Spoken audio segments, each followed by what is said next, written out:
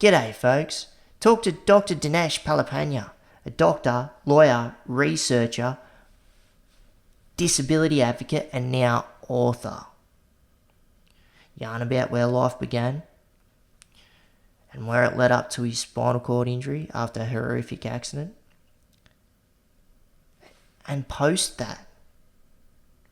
Not walking anymore, but rolling with the stethoscope on.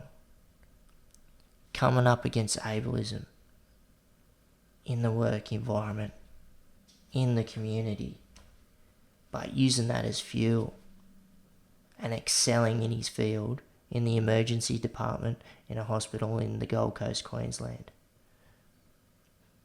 And an effective disability advocate in Oz, Australia, and also what he's done in his home country over in Sri Lanka.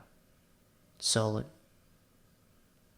And if you like the podcast, hit that subscribe or follow button. And we've also got a Patreon page. The link is within the description. So if you want to roll with the squad and become a patron, that'd be great. And want to thank our sponsors, Permanbil Australia, the greatest electric wheelchairs in the land. Wouldn't be sitting in anything else but these four wheels right here. And they've got great assistive tech also. So righto, let's get into it.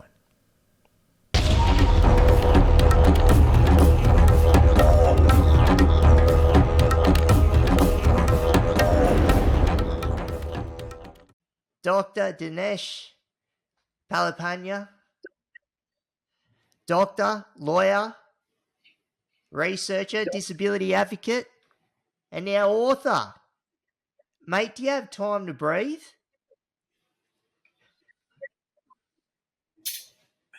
I used to snorkel, Jake.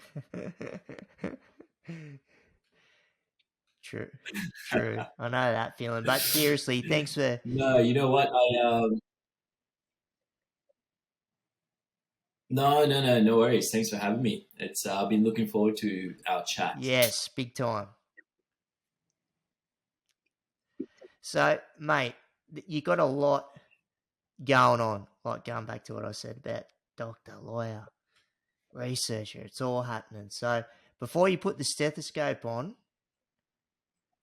where did life begin for yourself, doctor? And hey, before we jump into that, because it's the East Coast has been getting smashed again with the rain up in southeast Queensland. So are you going all right where you are at the moment, up on the Goldie? Yeah, we've been pretty good. It's cold, but apart from that, the rain's not affecting, at least where I live in Goldie, that badly. So that's a good thing. Yeah, we're very lucky. Yeah, that's all right.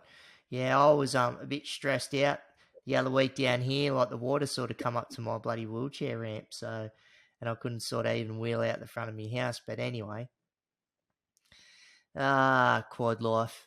Jeez, whereabouts are you based again? Yeah, I'm on the Central Coast, New South Wales.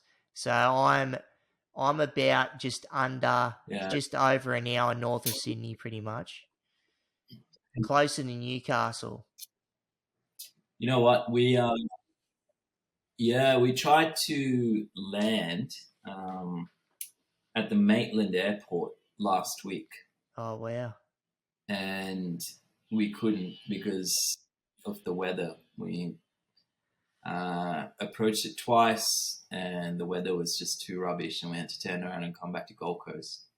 Mate, there would have been plenty of dry farmers' paddocks there you could have done a landing in, I reckon. Down around that way. Yeah, I know. What a shame. I should have just asked if I could land in my backyard. Yeah, that's it. We got plenty of room here. It was only an extra couple of k's down the road, but anyway. Yeah, so let's reel back the wheels, and even before the wheels, so take us back to where life had begun for yourself, mate.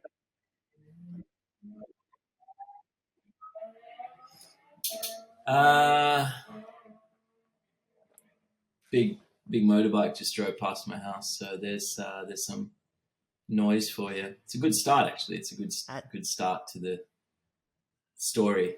hear the little engine Oh, revving. mate, you could have said you're on some sort of special wheelchair, but anyway. You know, yeah, I know, right? I know. No, you know what? So my life, you know, the funny thing is, you were just talking about the different things I get to do in my life, which I feel very lucky for. I was talking to one of the guys on my team last week, and I said, you know, I put on my pants one leg at a time, just everyone else. And I was like, no, wait a second. I don't put on my pants just like everyone else. So I have a legit excuse to say that. No, I 100%. don't put on my pants just like everyone else. Yeah. But life started many thousands of kilometers away in a land far, far away in Sri Lanka. You know, Sri Lanka, actually, I was just been following the news over the last couple of weeks, and the country is going through some incredibly hard times at the moment. They are essentially broke. They're bankrupt, as their prime minister said, and they don't have. They're running out of food. They don't have fuel. They don't have electricity. Sometimes they don't have medical supplies, and people are just on the street, starving, struggling. And just looking over there, you know, I just think about how lucky I am, because I don't have to worry about where my next meal comes from. I don't have to worry about fuel running out. I can just get around freely and enjoy life. But, you know, that's the place I was born. And even back then, it wasn't the easiest place for people to live in, because Sri Lanka went through a war when I was a kid. I saw lots of violence. I saw people getting hurt. I saw people dying. Massive civil war, hey? You know, there was, yeah, exactly. It lasted around 3 decades, and within that war, there was another little war, a political war. So I've seen people being burnt alive in piles of tires. I've seen people being beheaded, and so all sorts of stuff. And was that a big reason why you ended up life coming was so in? hard for people there. Exactly. It's the reason why many people seek a better life elsewhere, you know, and I think that's the one thing we don't think about. When it's easy to forget when we're living in such a prosperous and lucky country like Australia. You know, like we often we talk about the challenges that we have in this country sometimes, but I think at the end of the day, what we're trying to do here is to make a good thing better, and I can put my hand on my heart and say that about Australia and Australians and what we try to do. So, but Sri Lanka was a very different place. It was a hard place to grow up, and it's a hard place for people to live. So my parents wanted a better life for me, and that's why we moved to Australia when I was 10 years old. My dad was an engineer, so we came here through a skilled migration program. And life has been amazing ever since. So we spent a little bit of time in Sydney, then we moved to Byron Bay, where I spent most of my time at school, and then ended up finishing school in Brisbane. Yeah, Byron. It was very quiet back then, Jake. It was 1995. There wasn't Thor didn't live there then. No. And no Parkway Drive either. That's my favorite. One of my favorite bands come out of there.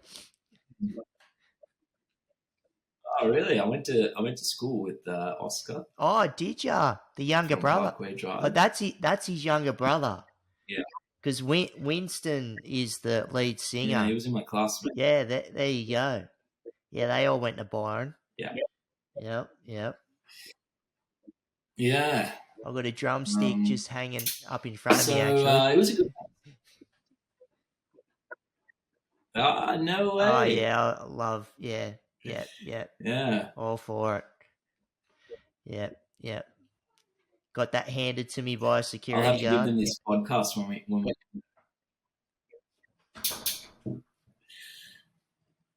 I'll have to get this podcast to them somehow when we're done with it. Yeah, for sure. Yep.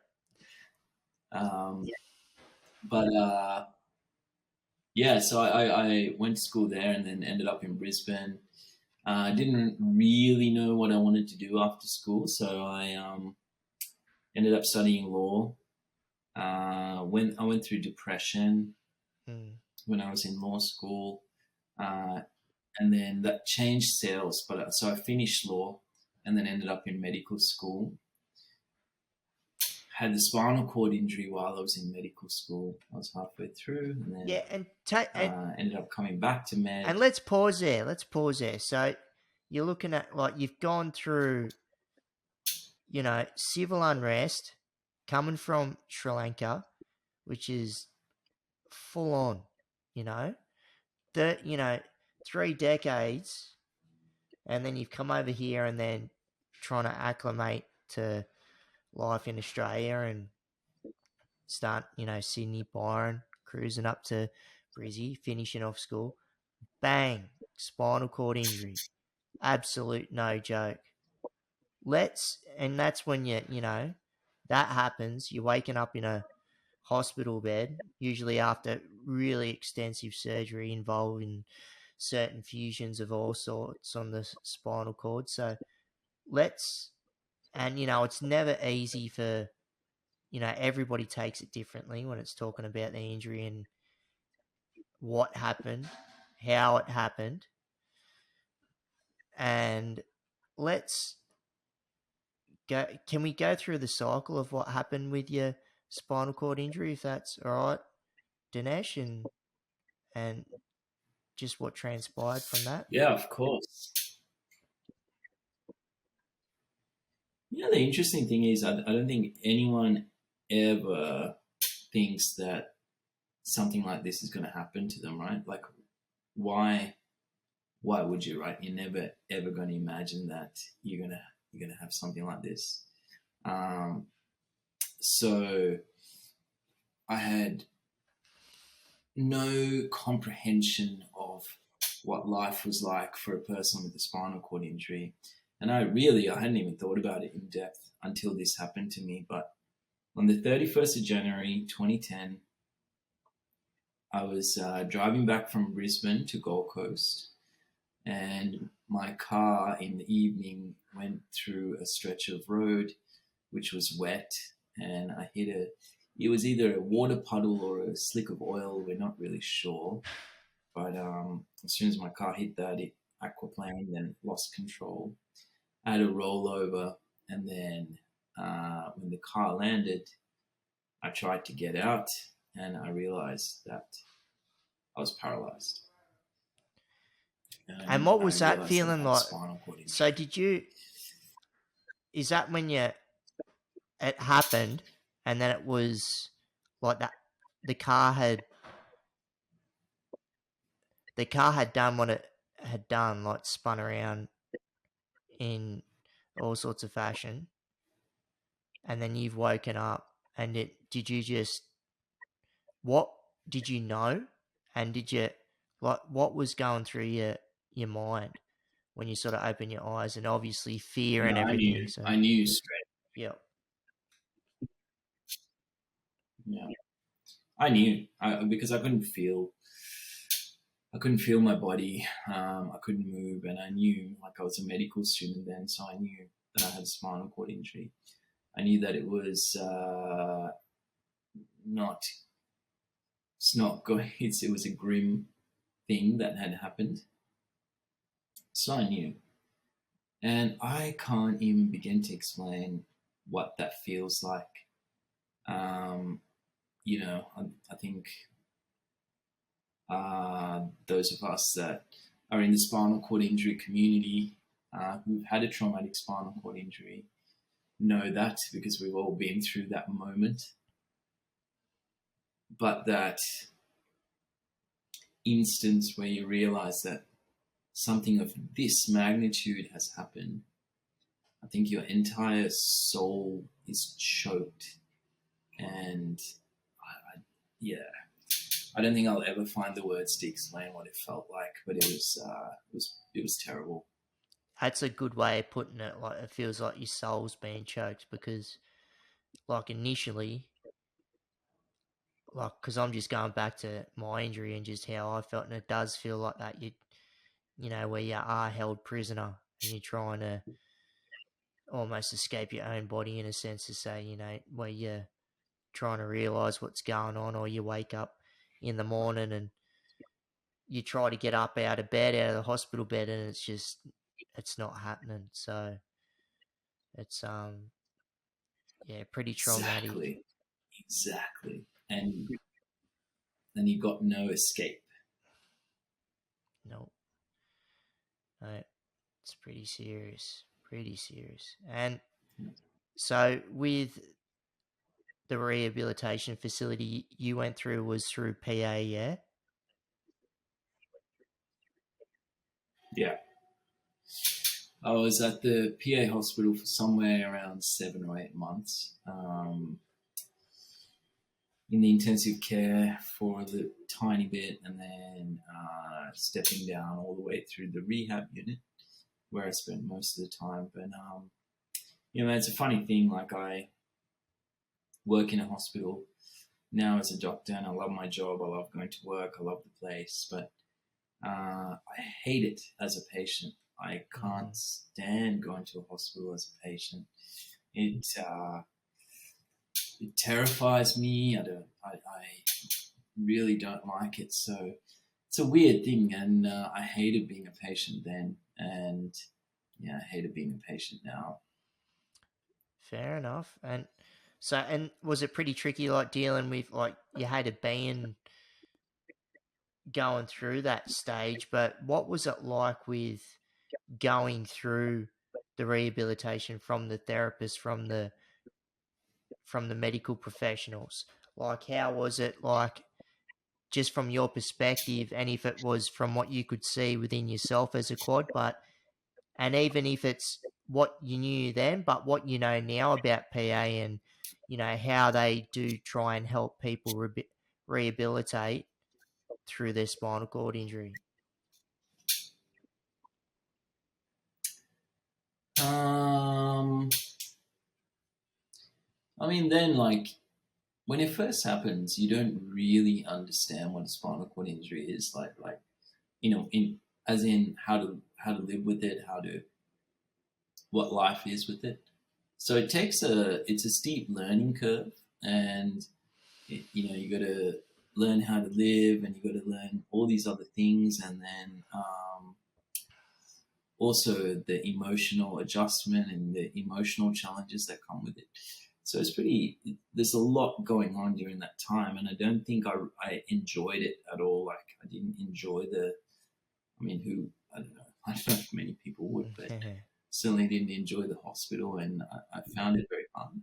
And I think one of the things about rehabilitation and the experience that we go through is that we need to make sure that it's a bit more person centered and not so paternalistic. And because people are going through the hardest time of their life, right? Like, For sure. it should be a time where we try and make people feel as good and feel as control as they can, rather than making things worse. So I think there's opportunity there to do better for the patients. Yeah, that's good to hear, because it's good having that perspective and knowing if, it's words from yourself and others, where that, hopefully that does trickle back to whatever rehabilitation facility that is. And, because at the end of the day, we're the people that are going through the system. And yes, you've got these professionals that know what they're doing, but it's also the professionals that are learning off the individuals that they're working with, and if that can get built up more and help facilitate, the process easier in any way, that's a benefit, because it's not tricky for anyone going through that process. Yeah, and the ripple effect. Go away, Siri. That was my watch. Anyway, and just the ripple effect though that it has on your family, like that's never easy. And I think some people forget that. Like, yes, it's on the person, but just what it can do to, partners, family, brothers, sisters, mother, the whole inner circle. Like that's never easy. Also, hey, Mm, absolutely, yeah, yeah. It's the effect that it has is, it's all around us. yeah. And was it tricky in regards to because it's always like because not everybody's has a fully universal accessible home ready to go to. Like, you're dealing to be a quad or a para, someone with a spinal cord injury, and then the next step is finding an accessible home. Whether it's trying to get something modified before you leave the facility, or you're lucky enough to land in something that you can wheel into. Was that a tricky process for yourself? Yeah, we didn't have an accessible home. I mean, I was lucky because our home wasn't too bad. It was the family home, so it wasn't completely inaccessible. It was like reasonably at that time. It would have been like 10 years old or 8 years old, so it wasn't super old, and but it wasn't. It certainly wasn't made for accessibility. Mm. Um, so I think even stuff like that, yeah, definitely makes a difference. Like, because then when you come back out of the hospital and you don't have a good place to live, like where you can get around, that's a big deal. Huge deal. And some people are backed up in these rehabilitation facilities because there's nowhere to go, or it's like, well, hey, well, here's a aged care facility, which is, never want to end up there, but that's just, the reality sometimes. And it's good that there's more Yeah, individuals and like that of putting accessible homes out in the community, which is that built correctly, that a really person centered approach. I'm a stickler for that when it comes to like, yeah, you got to build to code, but kind. yeah, but because a lot gets sort of honed in on people in like not just because I know you're in a manual wheelchair, but where it's relatively around manual wheelchairs, not taking in consideration of electric wheelchairs and the circumference and turning spaces and stuff. So there needs to be more work done there when it needs to add to, 1428, so the Australian Building Code. But anyway, that's a whole podcast within itself if I was going to harp on about Mm. that. But yeah, so like mental fortitude is super important. Like if one can build that within themselves, going through, any sort of hardship, right? So, and obviously you got into the stage that you are now, but what was the realization when you've gone through spinal cord, had the injury, rehabilitation, home, and it's like, I want to get back into the medical field. So, what was the whole thought process behind that? And because you're just probably thinking, what is possible? Yeah. Yeah. I think I was always no. I mean, I always knew that I was going to go back to medicine. I never let that idea go because I love what I do, and I love this. It's medicine's like a calling for me, and it's gives me purpose, and it's just something that's so meaningful to me. So I love it, and I'll never plan to let it go. From the moment the accident happened, even when I was in the ambulance, I was talking about it. But um, I think the only thing was like when and how and all these doubts that I had in my head about what how I could make it happen. So those are the only things. But I was not prepared to let it go. And it took me 4 years, 5 years, but 4 or 5 years, between 4 and 5 years. But eventually, I just built up the to the point where I was like, okay, you know what? I just need to take the dive and give this a chance. A lot of people said that I couldn't do it. A lot of people said that I shouldn't do it. But at the end of the day, you're gonna have to look back on life, and you have to make sure that you've made the most of it, and that you're not gonna have any regrets. And that's where I wanted to be. So I just eventually dived in. I said, all right, I'm gonna give this a try, and there we are. I went back and I started back in 2015. So, where are we? Stand by. Here he is. Got the gown on. Receiving the certificate. Documentation. Solidified doctor. Thanks for coming. How did that feel?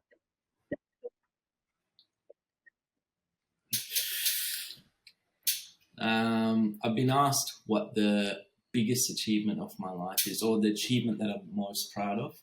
It's that moment right there that you just put up. That is my most proudest, happiest moment, my biggest achievement. It's something that I am so grateful for. And the way I felt is surreal. The way I felt is something I'll never forget for the rest of my life. It was amazing. That's so awesome. And having all these people doubting you, and it's like, showing the ability within disability. It's all, your purpose, what you want, despite the wheelchair and the quadriplegia, spinal cord injury. It's like, let's get on to it. Next phase of life. So, going into receiving the certificate, so was it still did you still follow the same scope of medical practice, like the same type of field, or did you change it up when you had the accident and got back in and were retraining, or how'd that all come about?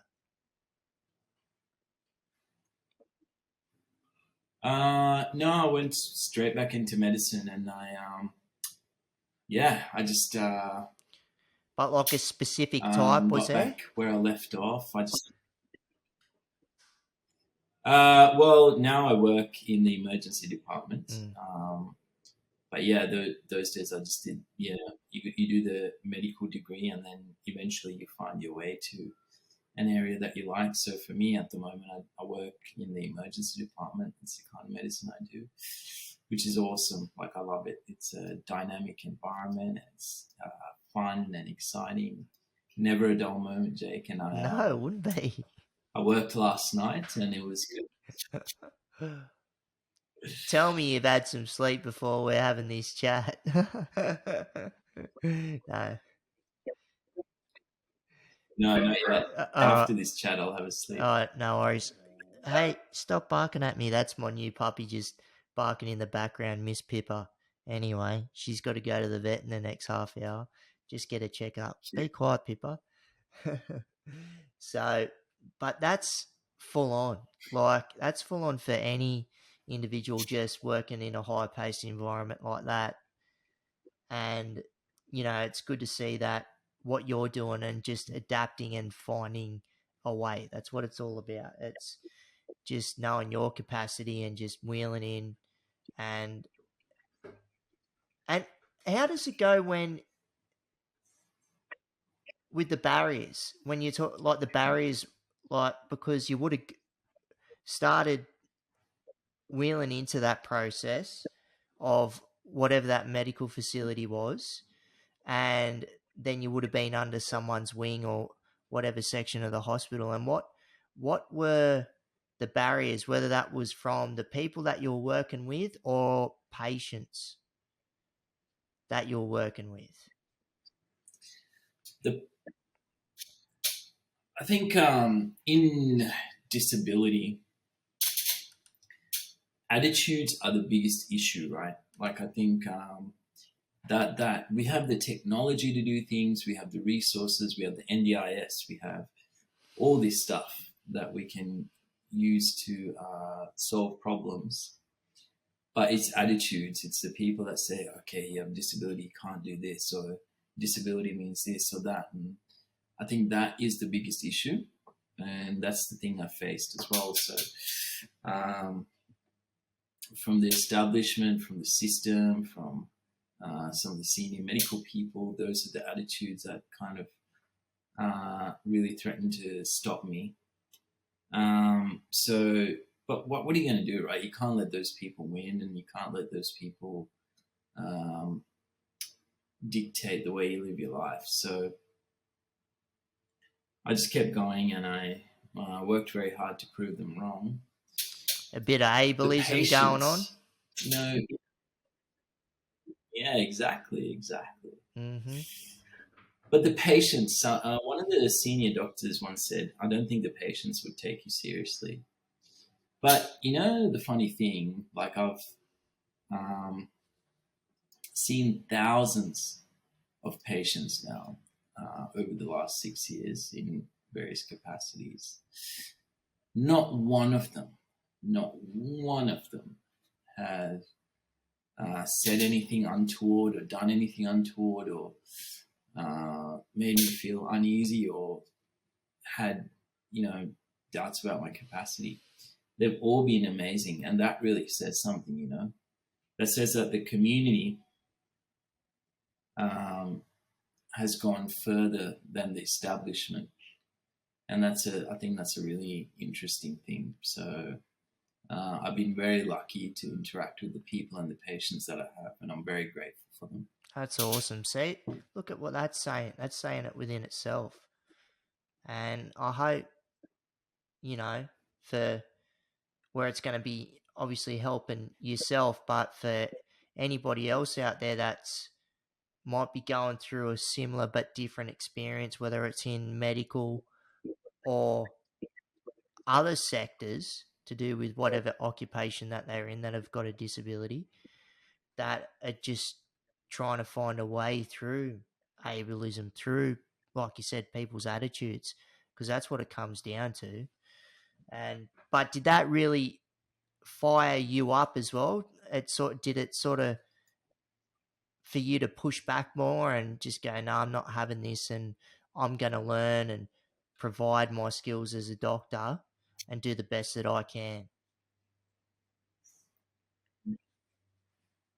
Absolutely, yeah. It made me want to be better, made me want to go harder, made me want to be, yeah, definitely. Made me want to prove them wrong. It definitely gave me fuel. That's it. And so, did you go to Harvard? Is that correct as well? Like, did you go through? Did you physically go or do it virtually? What Yeah, happened there? I did. I spent a bit of time there while I was in medical school. It was amazing, incredible spot. I was the first visiting quadriplegic medical student Wow, there, and it was yeah. I learned a lot, and it was just an amazing place. And the interesting thing I realized is that the United States, despite all its challenges, mm.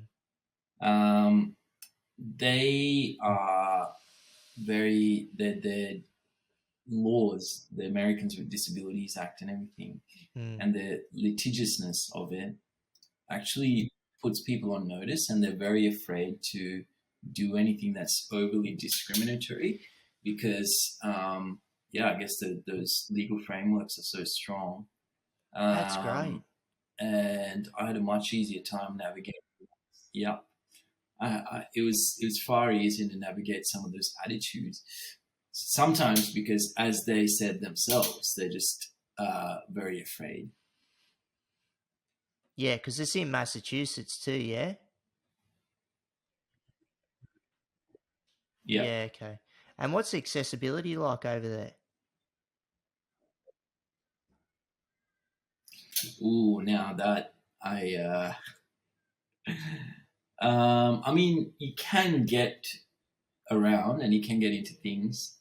But like the footpaths are, they're old cities, so the footpaths are challenging. The trains can be challenging.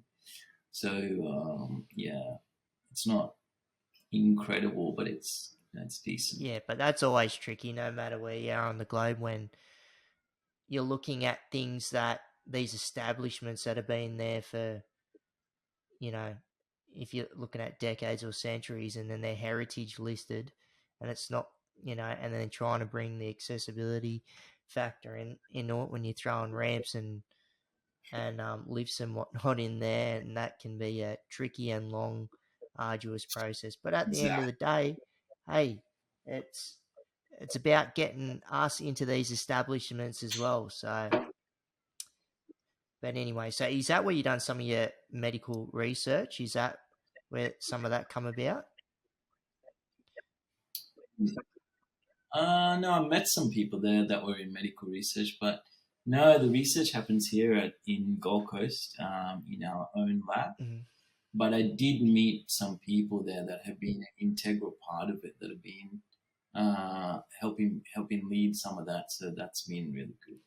Yeah, that's awesome. And so before we jump into some of the strong advocacy work that you've done and what you're currently doing. So, but you're looking at you did start out in law, but then got into me- medical medicine. But what you learnt in like with your first stint going through uni with law, like does a lot of that complement and with the research and just having some of that knowledge firepower there in what you do as a doctor, but also as an advocate. Yeah, of course. I mean, there are lots of legal issues in medicine, so it's helpful. But law helps you to think and analyze things and problem solve, and but there are a lot of skills like that and communicate that come through that. So law is useful no matter what you do. And then, of course, when it comes to disability advocacy, law is amazing. It teaches you how to navigate those things, but also it teaches you how to be an advocate and it teaches you how to fight. Because that's what lawyers sometimes do. They advocate against each other. So, been one of the best things I've ever done. Mm, that's great. And you're talking about the fight. So this bloke, stand by. Next picture coming up. Oh, he went there. Where'd he go? He'll come back. There he is. Can you? You and Mr. Fraser, Ooh, Joe yeah? Frazier. What is going on here? How did you meet this That's, bloke? Talking about the fight. that was me. At, Uh huh. that was me at the Princess Alexandra Hospital. He came to visit the spinal unit, and that's me on the physiotherapy area. And he came to say hi, and it was pretty cool. It was amazing. What a guy, eh? What a guy. Is there any strong words that he put across that you can remember? Or you're just, slack jawed in his presence? Or what was the go? Pretty much. I don't remember anything he said. But I just remember that moment and just being impressed by who he was and what he'd done. Yeah, for sure. Very impressive resume with talking about fighting some of the best of the best. So, you've when a lot of strong advocacy work that you've done here, but talk to us about some of the strong advocacy work that you've done back home when you're talking about in your native Sri Lanka there. So because it's on a totally different, and even more so now with the unrest, and like you said, there's no food, fuel. There's no the whole country's bankrupt pretty much. Like, so how is the work that you've done? What did Yeah. it do, and what can it do now? Well, I think with all these disaster type situations, it's the people with disability that suffer. So whether you're talking about Sri Lanka or Ukraine or all these places where there are humanitarian problems, it's people with disabilities that suffer a lot. But in Sri Lanka, I went to visit a spinal unit, and it was so basic compared to what we have here. One bathroom, and there was like 12 beds or more lined up on the walls, and there were animals roaming around inside and open, everything. So I just felt terrible for the people that go through that because they're poor people. Their average salaries are, sometimes less than $100 per month. So they go through all this stuff while I get to enjoy this amazing, well, everything in my opinion. So I went back and did some work with the spinal cord injury people there. We raised some money for the unit to buy them equipment and services and all this stuff. So, and I still advocate for a few other bits and pieces there.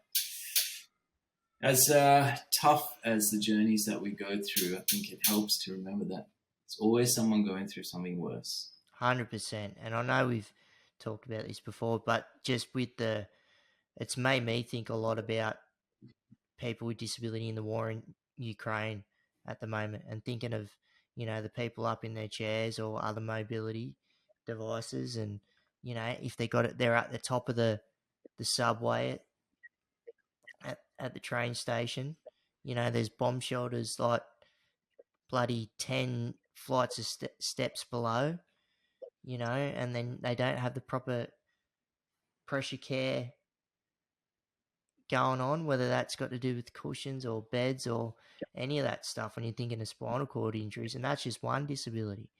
Think of it, like, that struggle is full on. And then imagine trying to, once everything's blown, resurfacing and trying to navigate in a chair around the rubble, you know? I know. It's insane, right? Insane. Insane. Advocacy work back in Australia. What's been going on? Because you got your fingers in all sorts of pies over here, so you're a busy man. I guess if you have to split up in few key areas, probably mainly like healthcare, education, access to services. But the reason I'm here talking to you today is because I've been educated, and I feel very lucky. So education is something I'm really passionate about. Healthcare for obvious reasons, and then anything else that's related to disability. But today I work with a number of bodies. Like I do some work with the Disability Royal Commission. I do some work with the Human Rights Commission. So all those bodies are really important checks and balances and agents for good in dealing with some of these issues. And then I just try and help one person at a time as well, because I think that's a really important and powerful thing. 100%. So, what sort of work were you doing with the Human Rights Commission?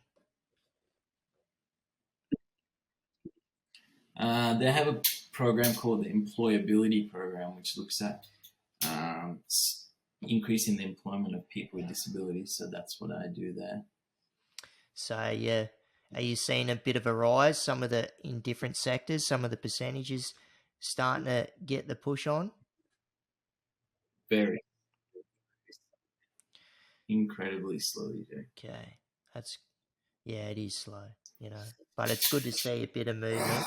So, but what about, when you're looking at the Royal Commission, because that's so important, what's going on at the moment, and I'm involved in it too when it's got to do with First Nations individuals around the country, and Ooh. yeah, and recently now where they're talking about access to the NDIS in remote and rural locations, which is not easy, But what has been your involvement to do with the Royal Commission?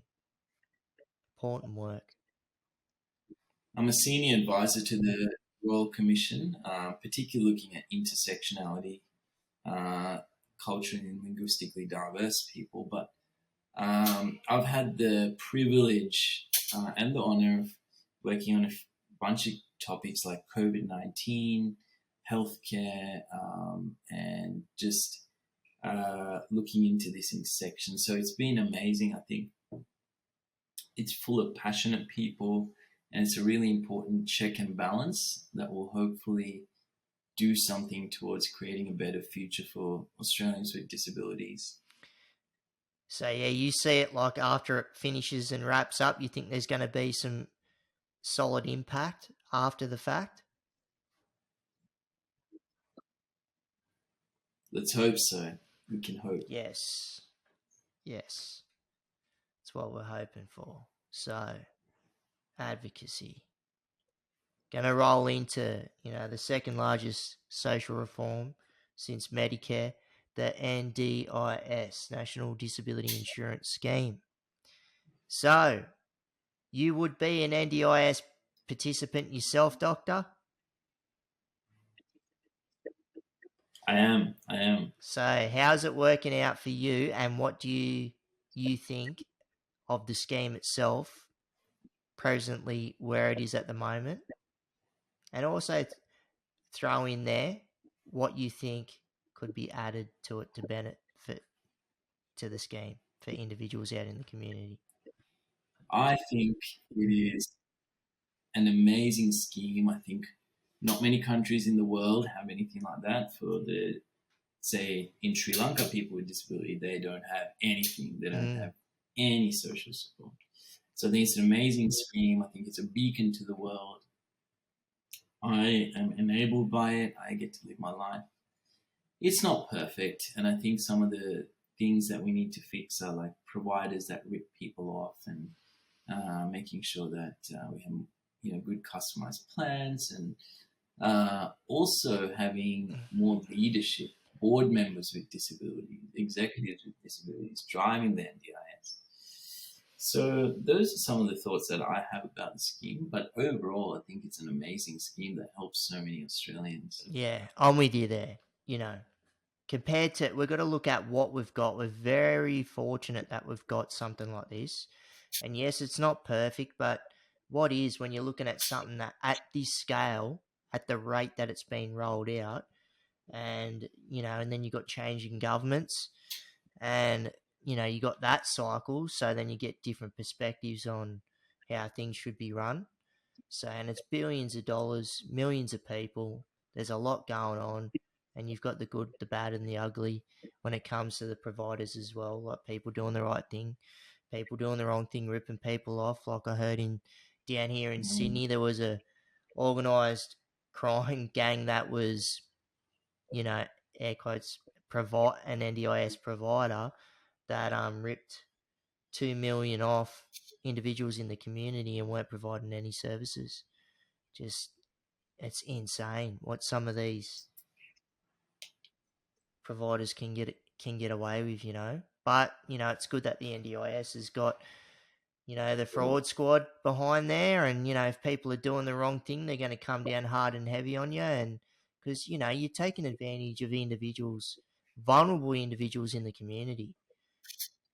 Don't wreck a good thing. Yeah, exactly. That's it. A good scheme that's out there to try and help benefit all these individuals in the communities, whether it's in their homes or, in their employment, in their schools. Like, there's so many facets of how it helps individuals and their families, so, and like you said, I'm with that there. It's having more individuals with disability or lived experience at the helm, driving the wheel, adding to the scheme, adding the knowledge, helping build it up.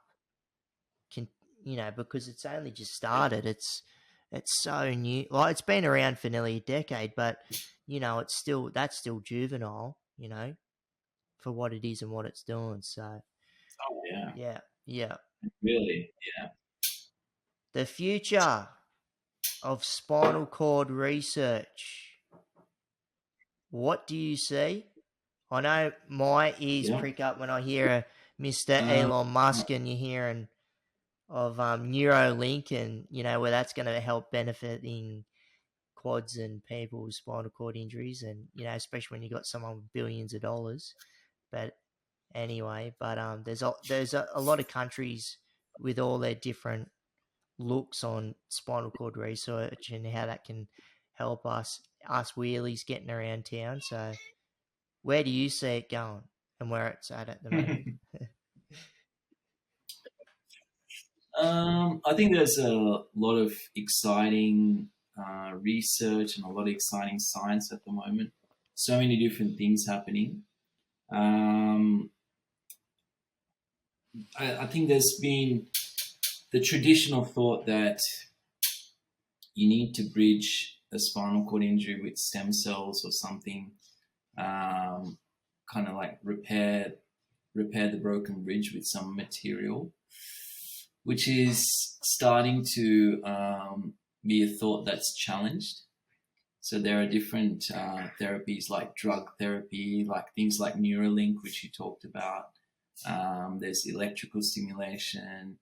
There are all these types of things that is kind of changing the. Hold on, coming through. Sorry, dude. It's all good, brother. I can cut that bit out. I could see a cat in there in the background. It's Yeah, mums. it's all good. We're all pet friendly on this podcast, all right? Nice. I like it. I like it. All right. Back to what I was saying. So yeah, the traditional thinking around what we need to do around spinal cord injury research and what might be the options for therapy are being challenged. So there are things like drug therapies and even gene therapy.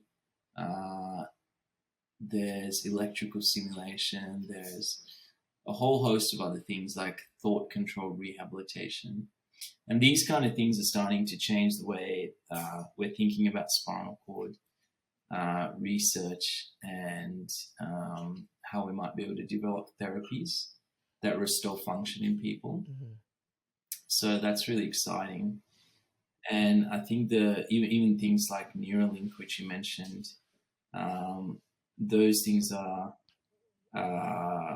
creating a whole heap of new ideas and new thoughts. And I think what's even more exciting is that there have been animal studies and human studies now that have restored function in people with chronic paralysis. So for the first time in human history, we're starting to see people move again after being injured for a long period of time. So there's a lot happening. I think it's a really interesting time for it. Yeah, I'd say that for sure. And that's it. And even if it's restoring, if it's any sort of little function that can come back, if it's something, it's something.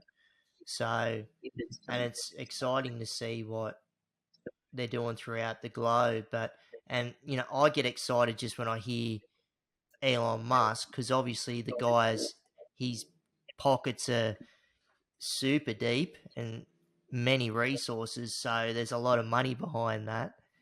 And if he's gonna go at anything like how he elevates Tesla, he's flying rockets to the to outer space. So the way that he pushes all his ventures, hopefully that follows suit. And hey, we'll see. Mm-hmm. Yeah, we'll see. But in the meantime, I think life's good. Life is great, and there's so there's a lot to do. There is. And hey, and a lot what you've done, which has led up to the OAM, the Order of Australia Medal. How did that come about? Massive accolade, yeah? Oh, thank you. That was in 2019, and it was around the things I've done around medicine and inclusion, which is just being it's a huge honor, and yeah, it's something that I hold so close to my heart, and I'm so proud because it's also like it's a symbol of Australia too, right? And it's a part of this country that took me in from when we came from a war torn country, and it's a symbol of the country that has made me who I am today. So yeah, it's a huge source of pride. That's awesome. So I want to show you this next bloke, and can you please explain what's going on here?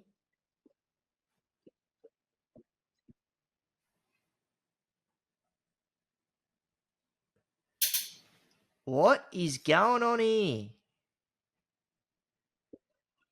Did you recently get your wings Oh, look on? at this! Hey? You found this? Yeah, come across this. I'm like, you're joking. You found this since we last chatted. Yeah, I did. Talk us through it. What's going on here? Yeah, getting the. Explain the picture. Who's in it? The plane. What's going on? So that was when I. So that is Rob Rickards. He runs an organization called Wheelies with Wings, and it's to teach people with spinal cord injuries how to fly. And we're standing in the plane that I flew that day, or we're in front of the plane that I flew that day. You flew it. And it's the first, bit. I did fly it. Yeah. Yep, I did fly it. God. It was amazing. Yep. It was, I think you can see my mom crawling around in the back. Nah, I can't see. It's all good. She's playing with my girlfriend's kitty, I think. So yeah, I flew it, and it was amazing, and just like that's in Melbourne. So just flying around over the hills and the wineries and all that, it was just it was incredible, pretty special. You got to try it, Jake. You got to get in there, mate. I don't know if I'd trust myself behind that thing. As long as if it's at the right altitude, I think we'd be fine. But we just have to stay clear of certain peaks and whatnot. As long as it's open air, I think I might give it a crack, but we'll see. No, but that's awesome to know that, and that's one of those things where it's like people say, "No, you can't do it. No, you want," like as if like when it's got to do with disability and occupation or disability and flying. It's just showing that, raising the bar. It's just leveling the playing field. We can be a part of this. It's inclusion, So you're not thinking of becoming a full-time pilot too, or what? Not a full-time pilot, but I'll definitely dabble. Nice. You'll have to. No, it's fun. It's awesome. Well, I've got Warnervale Airport about 10 minutes from my house, so when you park up there one day, I'll have to wheel up and hop aboard and go for a cruise. So I'll hold you to that, righto? Yeah, let's do it. I'll hold you to it. For sure. So you got an exciting phase of life coming out, and I want you to. Obviously, there's a lot of juice in there, and you don't want to give any away because this is important. And I'm talking about your book, you being an author. What was that process like?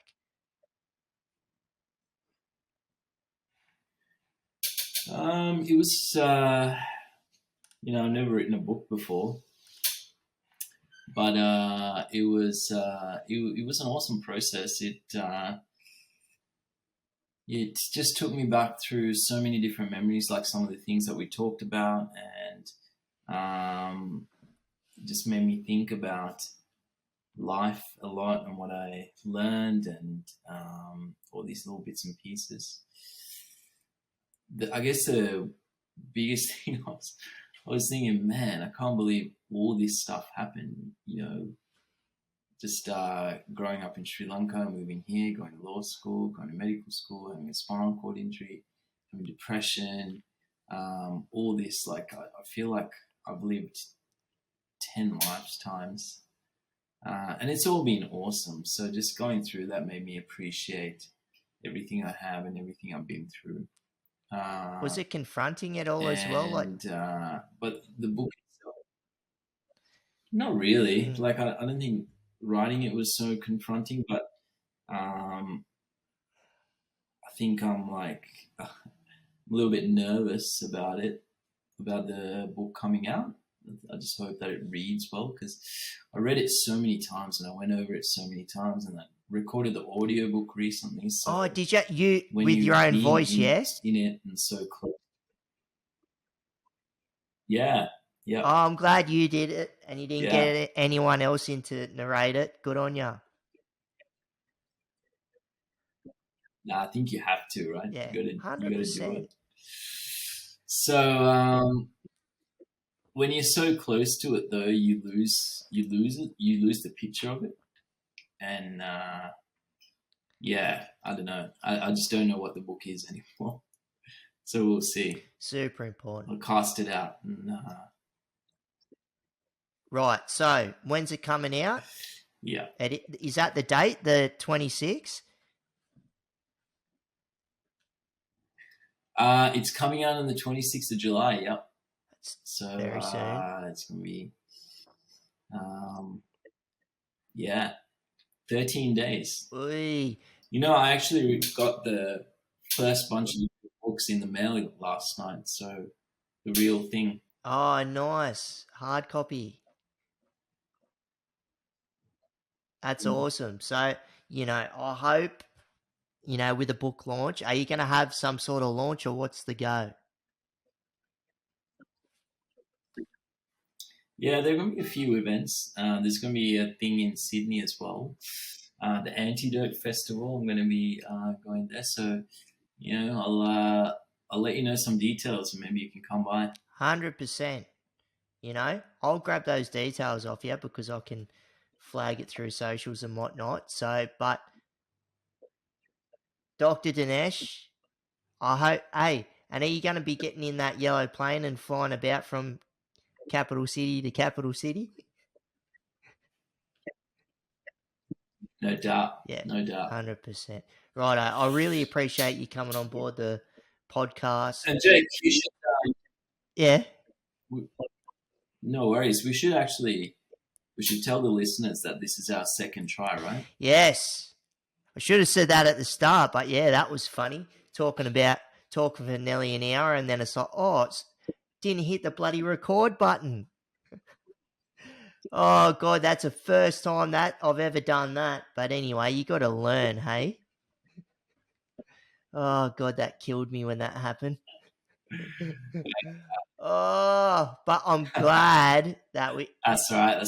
yeah, that's life. We all make mistakes, but it's good, we've been able to lock in another date and have a yarn and get this across the board because I just really wanted to talk to you about who you are as a person, first and foremost, your disability, the hardships that you've gone through, building that mental fortitude, coming through medicine, getting that certificate, rolling into the hospital saying, this is me. And, in the emergency sector of all sections of the bloody hospital, which is awesome. And just continuing what you're doing now, when it's got to do with advocacy, putting this book out there, but it's just showing awareness and when you got inclusion, intersectionality, all of the above. So really appreciate your time the second time round.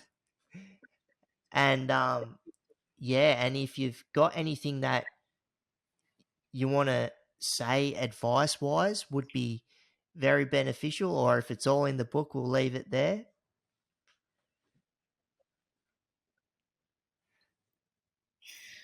A bit of advice, eh? They say that human beings can't be broken, and I think that's true, right? I think we are invincible, and we are undefeated. One of my friends hung up the poem Invictus by my bedside, and if you get a chance, read the poem Invictus, and that word means that it means invincible or undefeated. And I think the words in that poem gives us a lot of hope, because it concludes by saying that we are the masters of our soul. We're the masters of our fate and the captains of our soul. So I